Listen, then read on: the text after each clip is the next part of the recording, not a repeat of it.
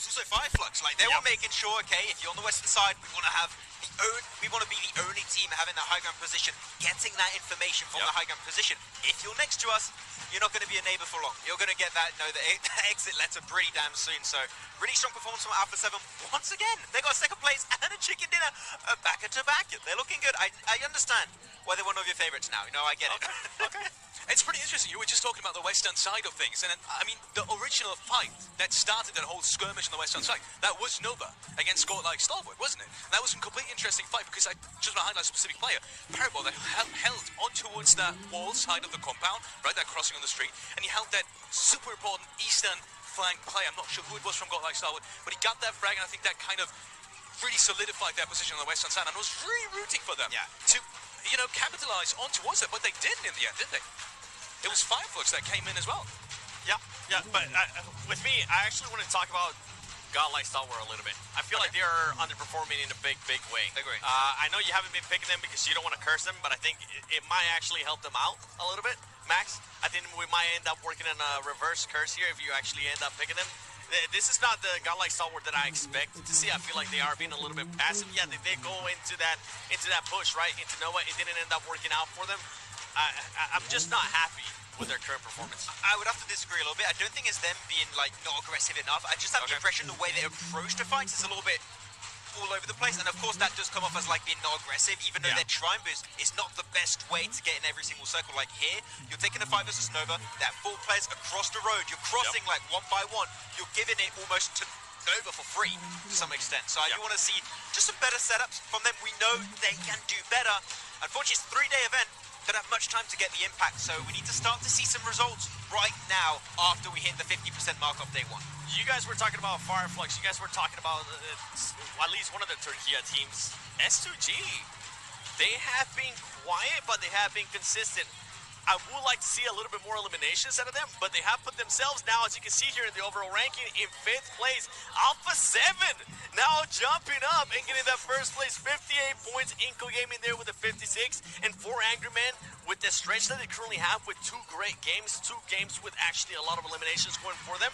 Push themselves up to 3rd place, Max. Yeah, pushing up onto Inco's position too. They're like, hey, we know that position is good. We're going to full send it. We're going to be careful if there's a DBS in play for Ninebete, but 4M, that's one hell of a comeback here. Yeah, but talking about Inco for a second here as well, I really expected them to have actually have a better shot at winning this game originally, looking at the first 2-3 circles than A7 even, because they were coming in from pretty much from the clearest side there is. They were coming in from the southern side, and they took one out from Buriram, I remember, and at that point I thought, wow, if they are fast on their rotates, they pretty much have got the best control of the southern side, and really can, capitalize on towards that. But they didn't really, unfortunately. And in the end, the zone kind of shifted towards the northern side as well. I really like their position. The thing is that 4AM, once again, being so opportunistic, they were like, this is a great position, the circle's not coming their way, we're going to try and defend it, but on the lower side, still, Nova like to climb their way up here.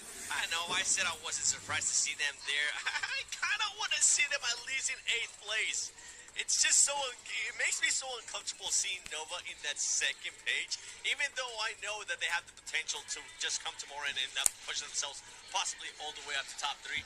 It's just not settling to see them there. And something that I also wanted to point out there within that overall ranking with what I was talking about was S2G, only 9 eliminations. I feel like their fragging power has to start showing now, because that's just not going to be able to cut it. Yeah, you might be able to be consistent in regards to placement, but the eliminations are just not consistent for me. Well, I don't know if you agree, Alex. I would like to see another region than Brazil get himself a check. Whoa. I'm not saying I don't want Brazil to do well. I want to see just other regions, especially, and I mentioned this to you, Seven, a lot of times, I want to see Thailand win. Right, we've got a Nepal win, we've got a Brazil win. I want to see a Nepali, Thailand chicken dinner coming out eventually here. I want to see a Buriram win.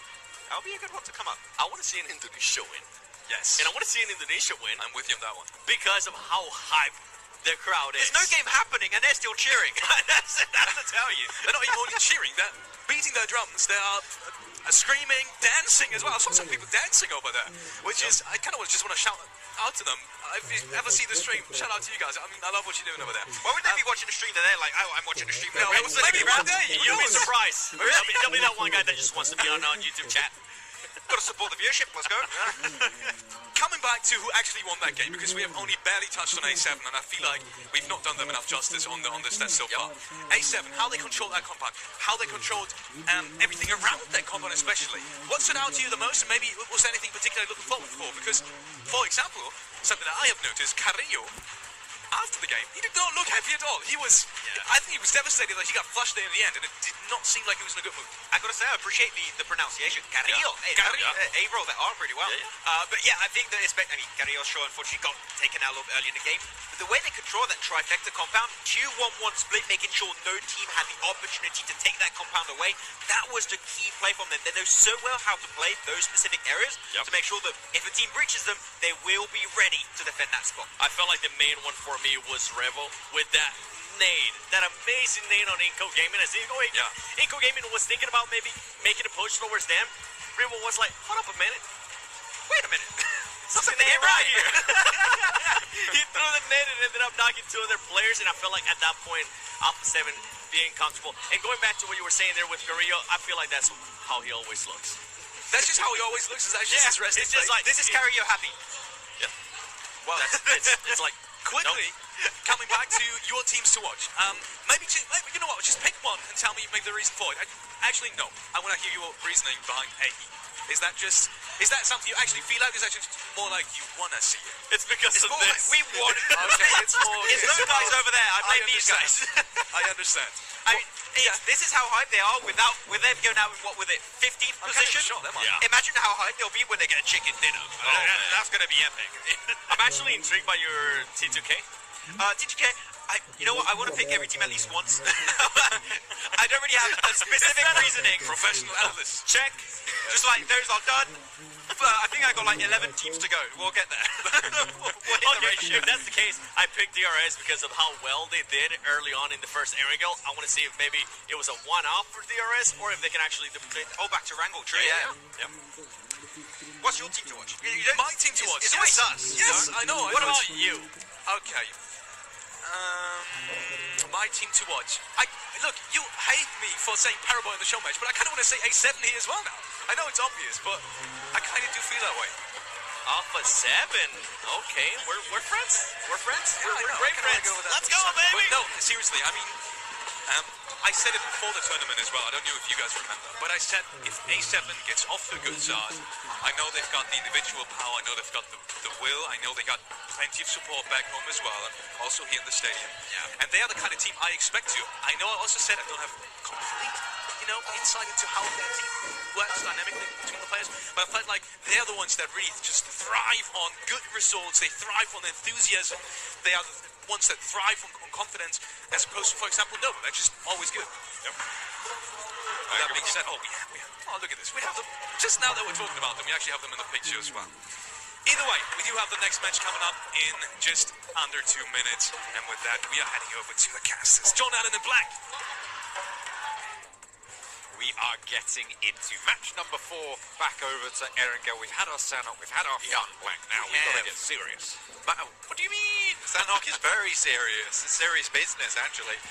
But yeah, I think I'd completely agree with Alex. I think that, when you look at a team like Alpha 7, they are massively momentum-based. I think this is a team that, once they get rolling on the tracks, very hard to derail this train. So I think they're going to continue going at this type of speed, chugging away, getting those points. Inco, doesn't really bother me too much. I think that they're almost sorting out this problem that they had before, which is, they get a couple of good matches at the start of the day, and then things start to taper off a little bit. That's the typical Inco play, but I think what we see now is those 2 good matches, and then consistent results, right? That's the big kicker, and it's very difficult to catch a team like that who puts up 2 very good performances, and then it's just 10 points, 10 points, 10 points, 10 points. You can't really profit over the top of that. The team continues that way because you're waiting for the opportunity, really. If you're a team underneath them, you're waiting for the opportunity where, you can get a great game and get some consistent points, but they're forever ahead of you. It becomes a real slog for teams that are looking to place in the top. You're looking at around about from a 12 to a 15 point average. That's what you're going to be looking for over these 18 game sets. And if you're able to hit 10 points as an average on your bad games, in quotes, right, your bad games, absolutely you're going to have the firepower to be able to blast out and put those 5 extra per game on your really good ones. Absolutely. So we are now halfway through the day, I would say. I think, you know, obviously the show match, 7 matches to play today, but 6 of those are the only ones that count towards the PMGC. 3,000 was taken home by Fireflux earlier for the 1v1 show matches. However, now going forward, we're going to be looking at the remainder, you know, the meat and potatoes now. Erangel, Miramar, Erangel. This is where you're going to be able to pick up a lot of those consistent points we were talking about before. Hopefully, some of those teams towards the bottom can maybe change things up, because right now we're having a very top-heavy lobby in terms of points. So Snovka military base playing all the way up towards Kameshki for match number 4 to kick things off. Nobody really dropping on C block so far in the games today, but it looks like that might change as that playing out very, very early, but there's a team to join them as well. Sat there, it's going to be Geek Fam, going to be dropping out early as well. We've seen Novo occupied once or twice, but there could be a little bit of argy-bargy, a stalwart around over it as well. Again, very similar playing path to the start of the day, as you're saying. Fair few teams heading down towards Sosnovka. This could be a bit of a difficulty, John. I think you already mentioned this. I think that, you know, if they can take 2 sides of Sosnovka, is absolutely fine. It looks like Geek Fam, Vampire obviously heading towards Primos. That's their usual spot. Stalwart down towards Novo. Very typical spot there for Stalwart. Very happy to move either over the Western Bridge or over the Eastern Bridge. This works out very, very nicely for them. Fair few times. And IHC, who looked pretty good at the start of the day, honestly. They looked fairly clean with it, but then they started to fall off a little bit, you know. It's really only been a soak in the rain since then.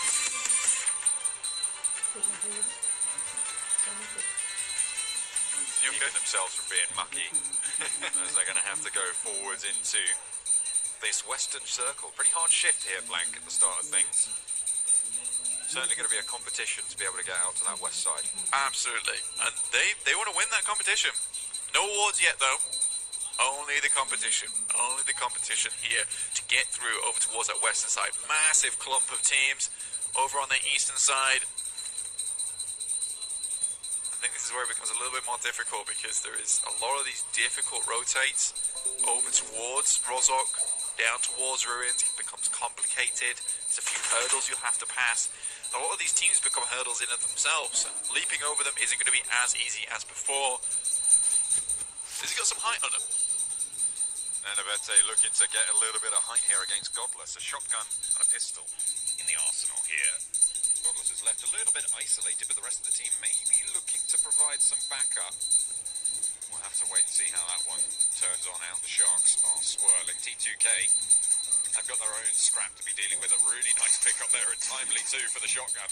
Able to load it on up as well. Looks to unload 1 and 2, a third and a fourth, but it's not going to be good enough to find the knocks. Fortunately though, T2K have got a team, and they will be pushing forwards with Legends seemingly unarmed in this scenario. Not too sure what you were going to do on the off angle there. Lux is coming on through as we head back over to Godless with IHC on the ground floor. Things are already popping off. And 2 sides of the map here, some really cheeky little hot drops. That's what happens when you have early circles on a hard shift. In comes the backup from IHC now, as Squash on the ground floor taken low. Godless held out for long enough in the meantime as Nenebete goes up to the top floor and will be able to get the flush. Losing a teammate, not quite just yet. Nenebete still with the auto shotgun, playing around the side, looks for the reload as well, and manages to get the magazine back into the breach. Turns the corner and shut down by Ziol. Flush goes through as well, and IHC claim the building. Squash left, down and low. IHC looking for a little bit more.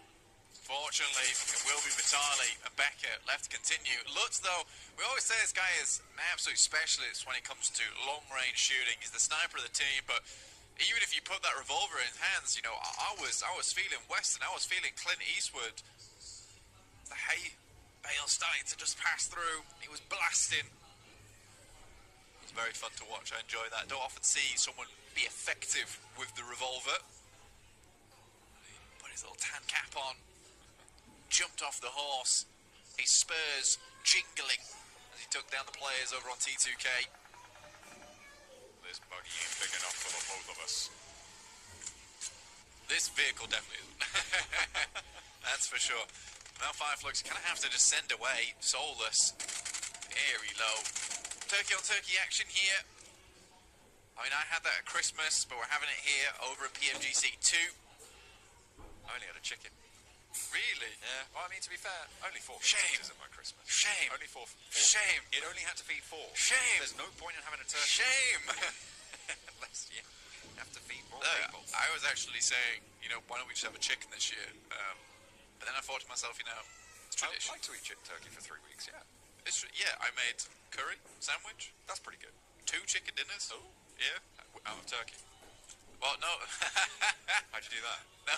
That's, wow. I'm thinking that's about really punching. impressive. I took 1 turkey. I took 1 turkey. I got 2 chickens. That's how it works, right? You put 2 chickens together and you get a turkey. Yeah, absolutely. Three chickens together and you get a turkey. 3 chickens together, you get a turkey. But yeah, so that was good. It was good times. I mean, I was meant to go see my parents, you see, but that didn't happen. So then I was like, well, I've got a lot of turkey left. I'm gonna go for round 2. He's turking. Yeah. Anyway, back to the game. No more turkey shenanigans. Oh, No more shaming you. tell that to S2G. Well, I know, because these guys are looking for a little bit more right now. I think for S2G, it's gone quite well, this game, so far.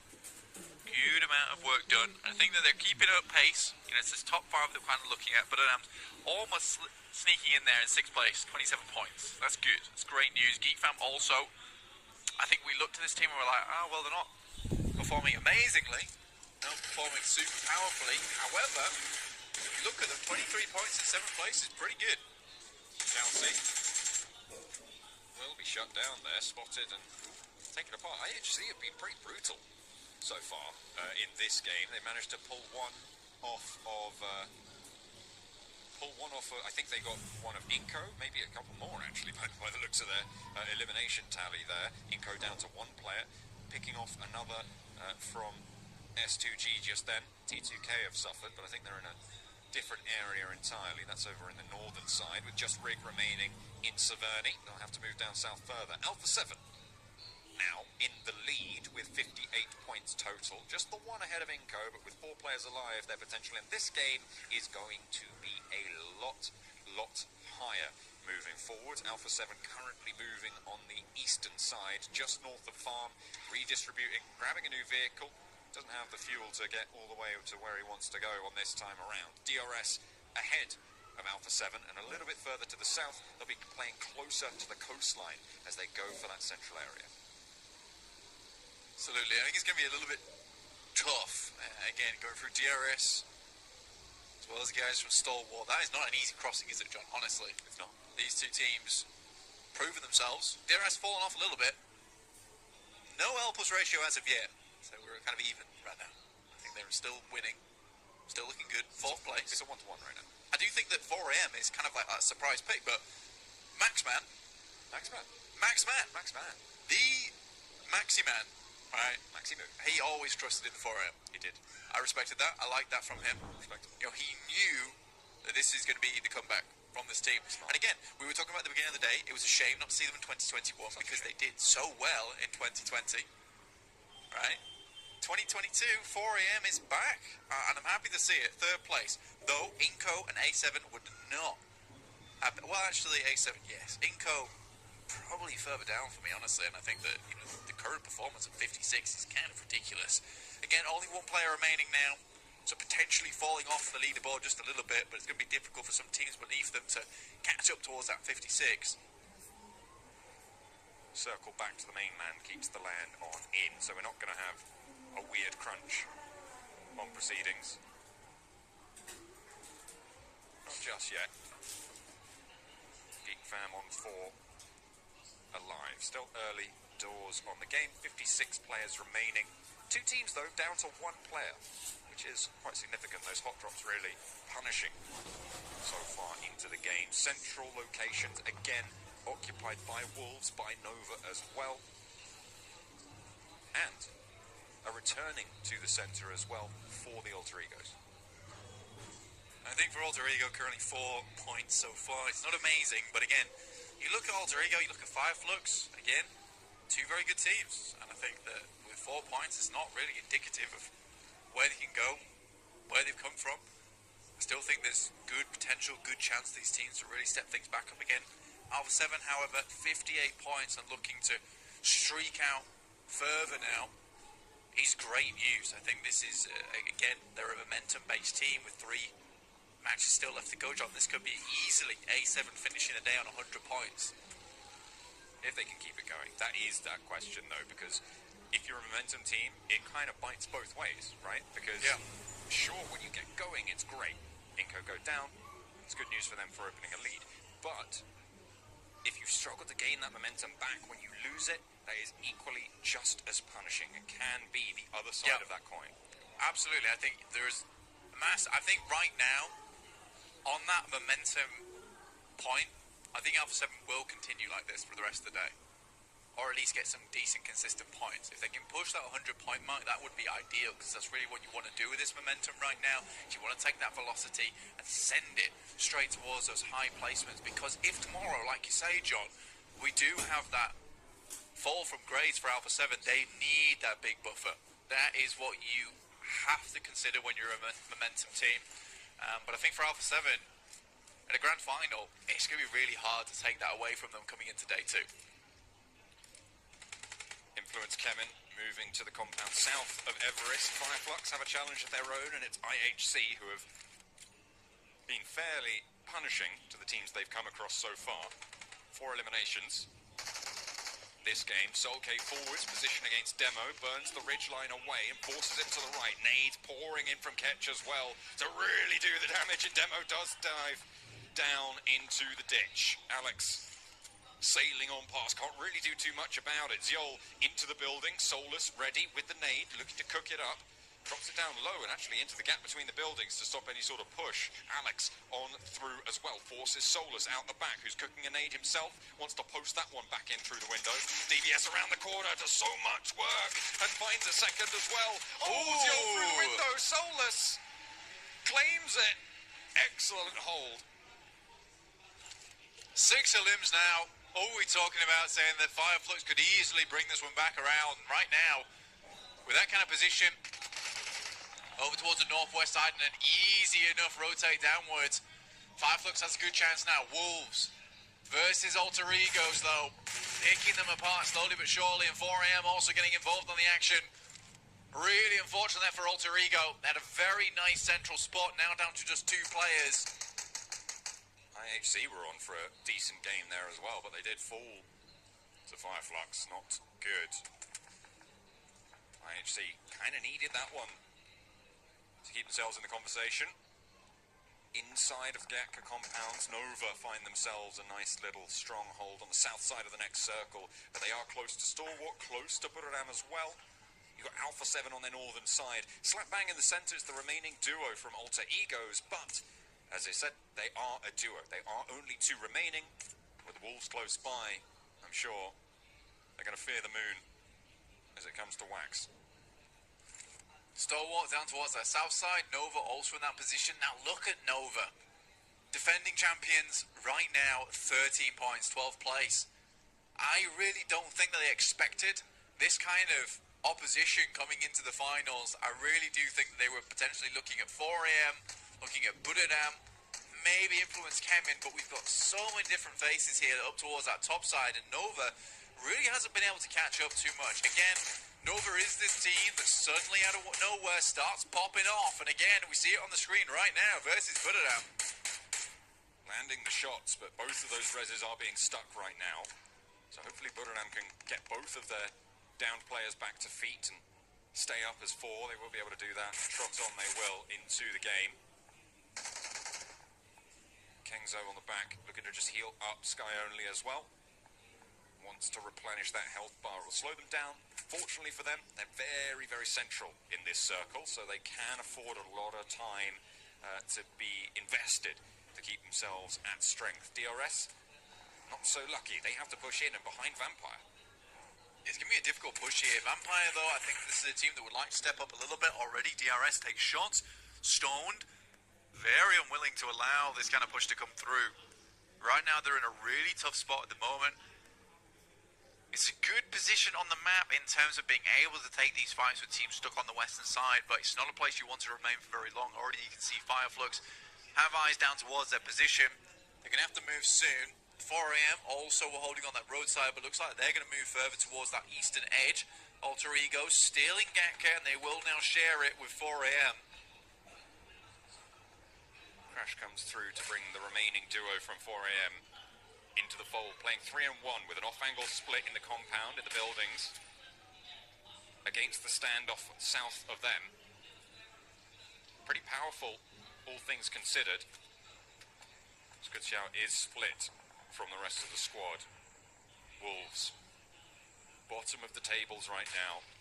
2 points total when you include the elimination they've got this game so far. And in Gatka, they will find themselves locking horns with 4 AM and Alter Ego. The team that, if they take down Alter Ego, they might be able to leapfrog them fairly fast as well. I mean, for Wolves, it's really not been a great start to the day, but with 4 players here, strong spot towards Gatka, you will have to face off against 4 AM, who are looking to maybe this game get ahead of Inco, sit themselves in second place. Be very, very nice there for 33 Span and the rest of his team. Being able to recreate this core around him, field this fantastic team on 4 AM. Vampire moving forwards, find a building that they were looking for. It's a really strong compound, that one, given the circle, given the lay of it.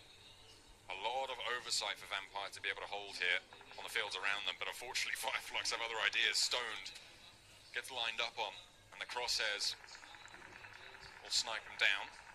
Luckily they are in the building and can get a little bit more of a foothold here. Unfortunately though, Schweppes is there and will be spotted. That's Geek Fam to be chiming into the engagement from further into the circle. Sure, they might have a lot of sightlines away from them, but there's a lot of sightlines towards them and people are taking advantage of that. Yeah, for Vampire right now, this is all about just restabilizing.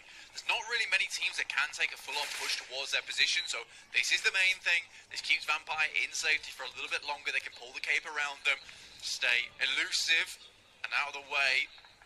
And then for a team like DRS, who's most likely going to have to move soon, in the position that Vampire currently hold, they have great oversight over towards any kind of push over the fielded area.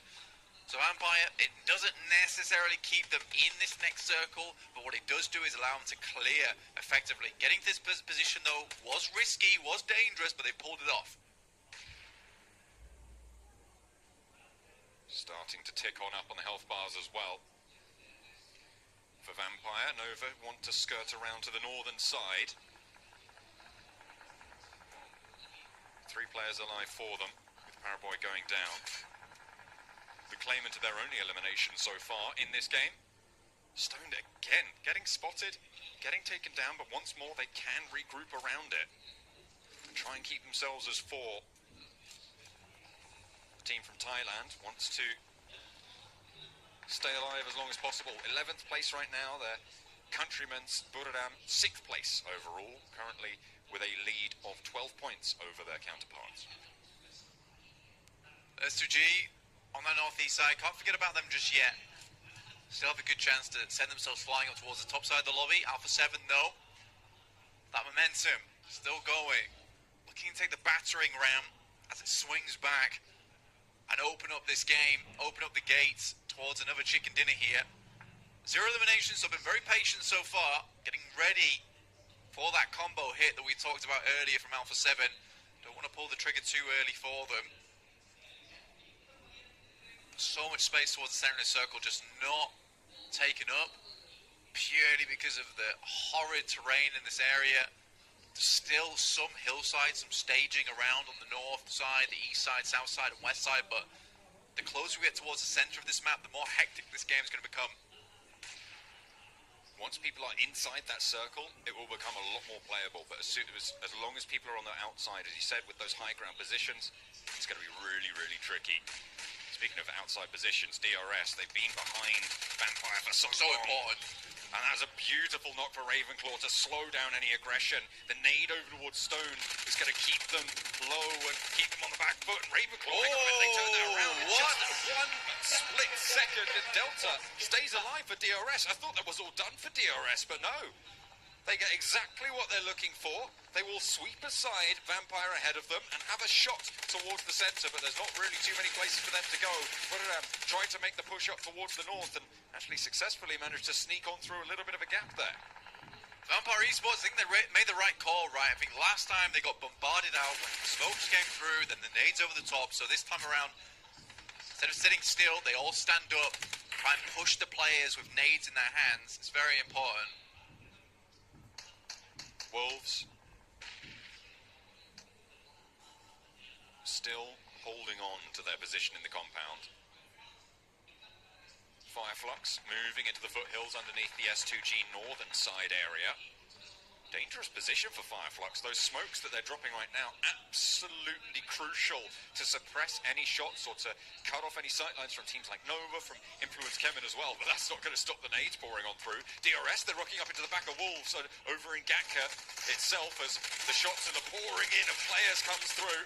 Pigfeet able to handle the first. The DBS around the side though, barks. And the Wolves feel the bite of it, unfortunately. DRS will go no further. They had a good engagement over on that western side, but 3 teams in Gatka, it's always going to be too tough. Still getting that far is almost a miracle in and of itself.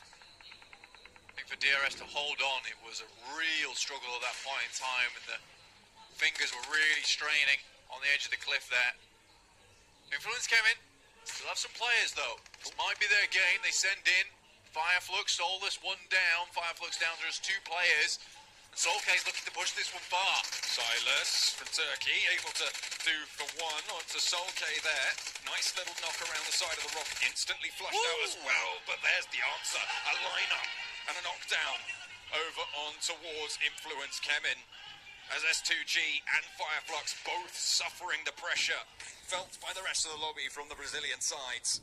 Nades over the top. And Influence Kemen looking very, very healthy here. All 4 of them up and active. S2G not so lucky. Looking to pull out the broom here. Sweep the guys from S2G. And S2G is immediately retreated to a bit of more of a defensive position where they can turtle up, hopefully restabilize, push back against the guys from Influence Kemen. 4AM do have sightlines towards them. And we will head further towards the centre of the circle. I said it was nasty. I said it was cruel. It certainly is. For all these teams over in Gatka, though, leaving is the worst part of this game. Alter egos trying to stay alive for as long as possible. Only the 1 player now remains for them. Alpha 7, eastern side. Nades over the top towards Geekfan. Micah, low. Knocked, flushed, will fall. Geekfam are down to 2. Wolves are continuing to move through this compound, but the stairs prove too difficult for them to summit. Pigfeet goes down first, and they need to stick this res. Now towards the top side of things, they have Beautiful and Remember who are pushing WWX up those stairs continuously. The DBS around the corner, and that is a really heads-up little hop out and a hop in, as well as WWX wants even more from the top rope. The turnbuckle is slamming them down. Finally, they put a stop to the chaos, but the damage is done. Wolves are slowed down. 5 eliminations, sure, but can they keep it going for the position that they hold? There is so much more to handle, and 4AM, they do go down. I mean, there's a hop out there, and Nova looks like they picked up that final player. Goodness me, you can see just how good 4AM is. They will not go any further, unfortunately. The top of those tables looking to be a little bit firmer now. Pigfeet, nades over the top. Out to the field, potentially over towards Geekfan, but Alpha 7, 4 players alive, looking